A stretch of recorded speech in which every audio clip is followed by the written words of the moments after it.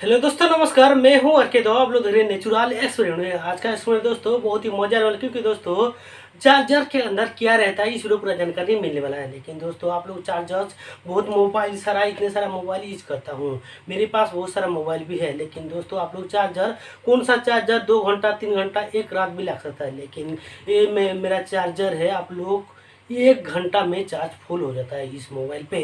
और जो शूट हो रहा है वही मोबाइल पे भी आप लोग 40 से 20 मिनट तक चार्ज फुल हो जाता है। लेकिन ऐसा क्या चीज़ है जो तो चार्जर जल्दी हो जाता है। लेकिन दोस्तों बहुत ही इंटरेस्टिंग बात है कि इसका अंदर क्या राज है। इस वीडियो को जानने के लिए आप लोग वीडियो को अंत तक जरूर देखिए।